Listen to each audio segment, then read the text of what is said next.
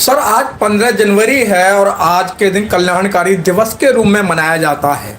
Sir इसकी विशेषता क्या है?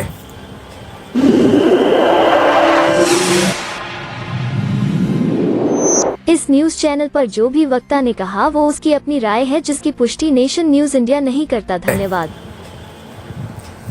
देखिए 15 तारीख माननीय बहन कुमारी मायावती जी का जन्मदिन है और ये काशीराम साहब के समय से ही बहन जी का जन्मदिन मनाया जाता था। और जब उन्होंने 4 बार सरकार बनाई उत्तर प्रदेश में, तब बड़ी धूमधाम से ये जन्मदिन मनाया जाता रहा है। तालकटोरा स्टेडियम में दिल्ली में मनाया गया था जब सरकार थी उस समय, और उस समय कुछ कल्याणकारी घोषणाएं उन्होंने की थी जो आम जनता के लिए, दलितों के लिए, मिश्रणों के लिए, अकलियतों के लिए, कुल मिलाकर के जो बहुजन समाज के लोग हैं और जो अपर कास्ट के गरीब लोग हैं उनके कल्याण के लिए जो योजनाएं चलाई जा रही थी, उसी के संदर्भ में आज भी उसको याद दिलाने के लिए इस 15 तारीख को बहन जी ने कल्याण दिवस के रूप में मनाने की इसको घोषणा की गई है। तो उनके जो अनुयायी हैं, उनके कार्यकर्ता हैं, वर्कर हैं पार्टी के, सभी लोग बड़े धूमधाम से 15 तारीख को एक त्योहार की तरह से मनाते हैं। सर एक कभी दिन हुआ करता था, उस दिन पूरी दिल्ली नीली नीली छाई रहती थी, लखनऊ नीला नीला छाया रहता था। सर क्या हुआ उस मूवमेंट को कि आज कहीं कहीं जन्मदिन मनाया जा रहा है और खासतौर जो पार्टी वर्कर हैं वहीं तक सीमित रह गया है? जी, ये आपकी बात ठीक है, क्योंकि जो दल है उससे ही मतलब जो है समाज को और जनता को ताकत मिलती है।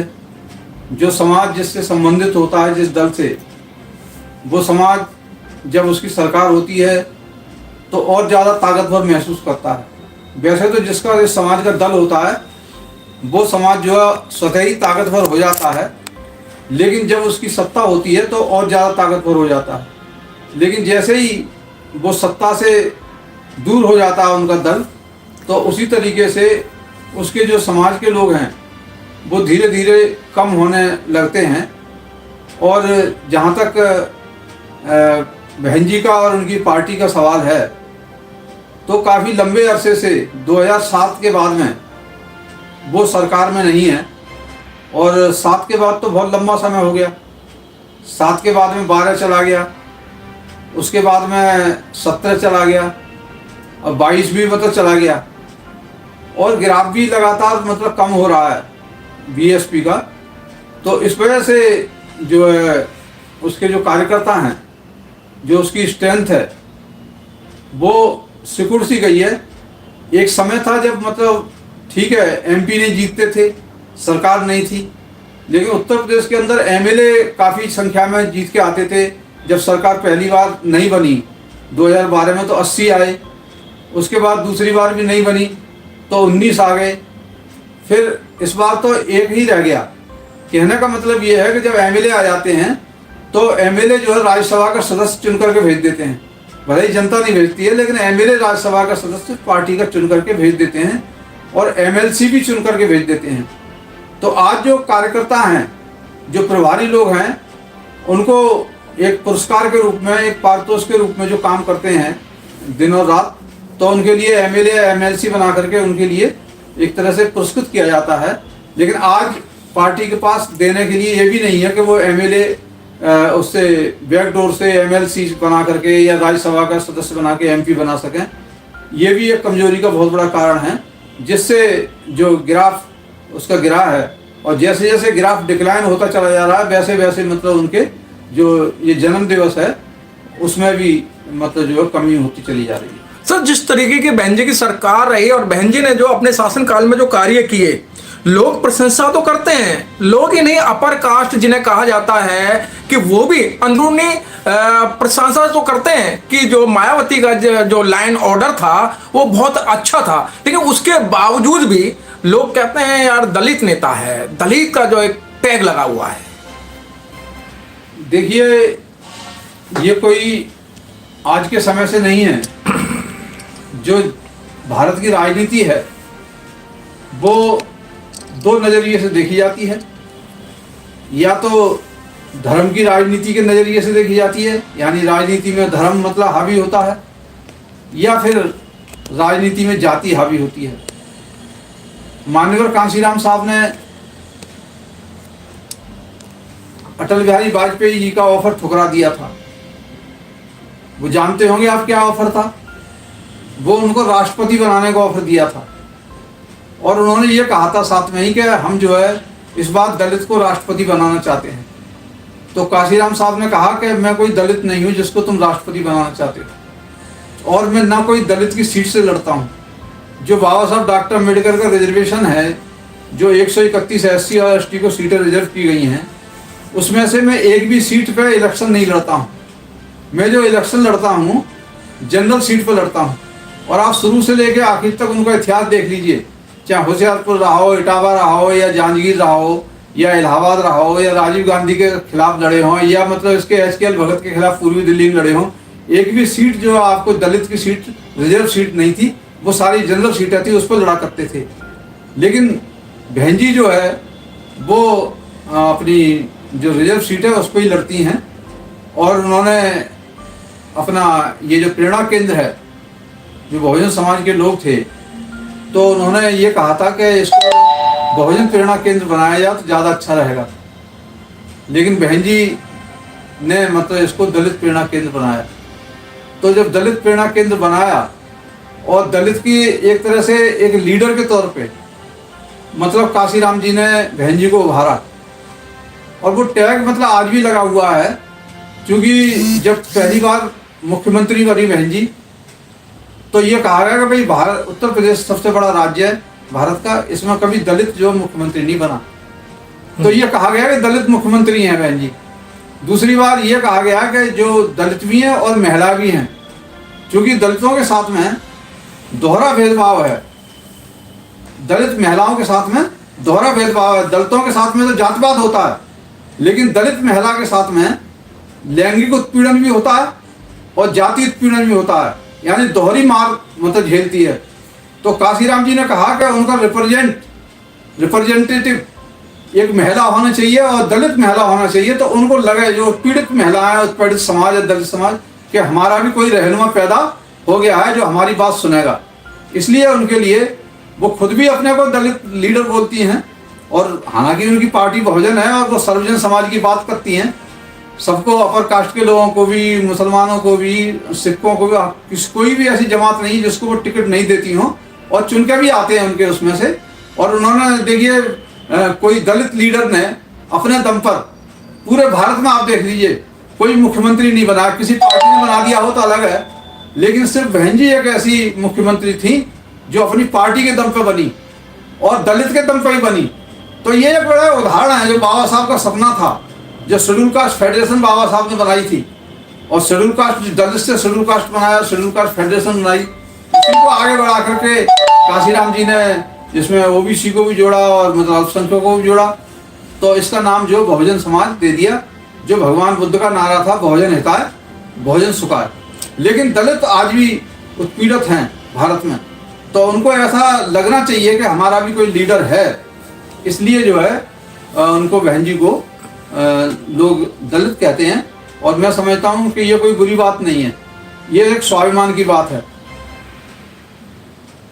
सर जिस तरीके से बहन जी ने काम किए और देखा गया है कि जिन जिन राज्यों के अंदर प्रभारी लगाए जाते हैं और प्रभारी इस तरीके के काम करते हैं कि जो नीचे की जो वर्कर होते हैं उनको मान सम्मान नहीं देते हैं। दूसरा, जब इलेक्शन का दौर आता है बहन जी को गुमराह कर देते हैं, क्योंकि बहन जी ने पिछली बार नारा दिया था कि पोलिंग बूथ तक पदाधिकारियों को जाना है। बहन जी को गुमराह किया गया, ना पोलिंग बूथ तक बात बनी, और वही उत्तर प्रदेश के अंदर जो सोचने लायक निर्णय नहीं थे वो निर्णय आ गए।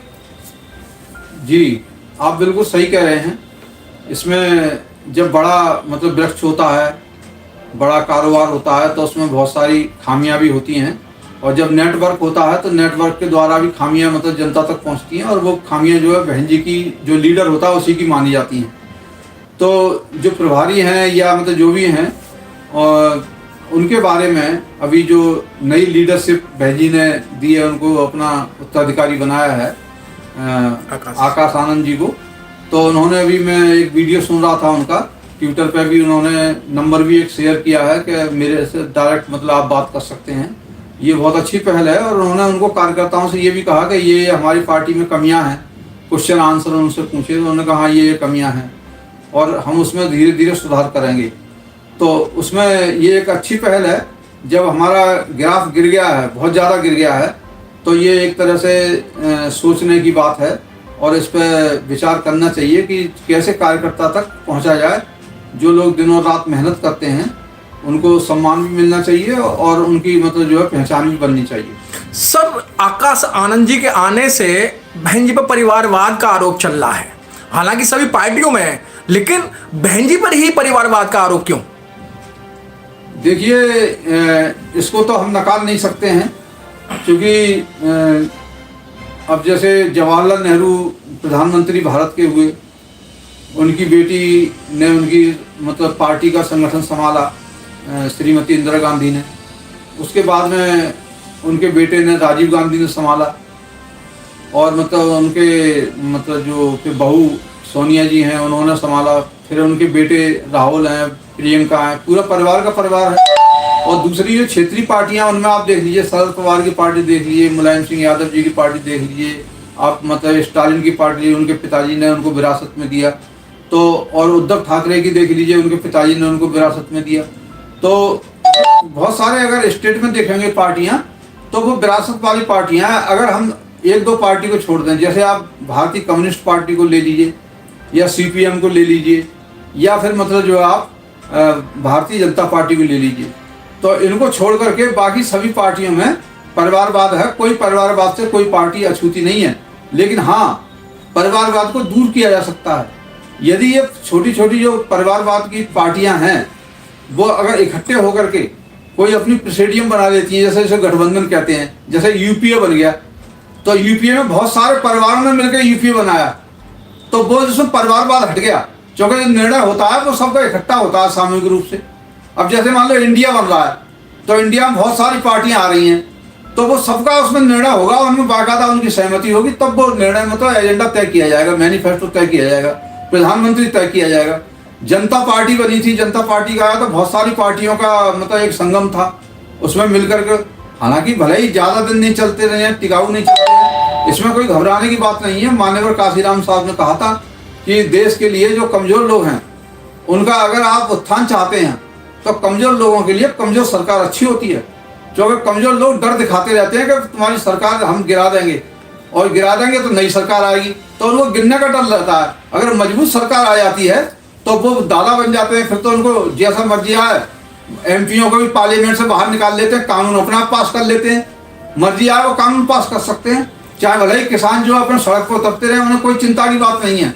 लेकिन मजबूत सरकारें जो है मजबूत लोगों के लिए अच्छी होती हैं, और कमजोर सरकारें कमजोर लोगों के लिए अच्छी होती है। सर, चलते चलते फिर वही कि बहन जी के जन्मदिन पे जो आवाम है या जो जनता जन्मदिन मना रही है, क्या संदेश है आपका?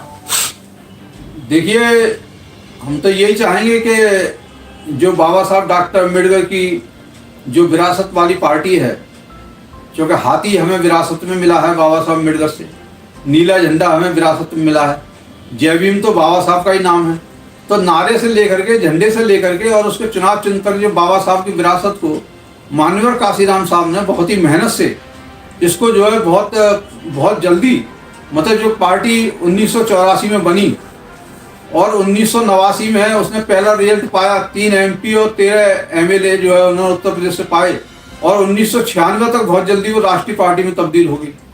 ये एक अजूबा था। बाबा साहब के समय से लेकर के काशीराम तक कोई भी दलित जो है राष्ट्रीय पार्टी नहीं बना पाया, ना कोई दलित की मतलब जो अध्यक्षता में कोई राष्ट्रीय पार्टी थी, लेकिन उन्होंने अपने दम पर एकला चल करके पूरी समाज का एक काफिला बनाया और बहुजन समाज बना दिया, दलित से बहुजन समाज बना दिया, कमजोर से मजबूत बना दिया। जो उनके गुरु कहा करते थे, चौके सिक्के में बैठे थे काशीराम, कि 1.25 लाख से एक लड़ाऊं, 1.25 लाख से एक लड़ाऊं तो मैं गोविंद नाम कहूं। तो ये जो है चिड़ियंते में बाज लड़ाऊं, तो चिड़ियों से बाज से चिड़ियों को लड़ा, मतलब छोटी छोटी जो पिद्दी जातियां थी उनको बड़े दबंग जो पार्टियां थी उनके सामने मुकाबला किया।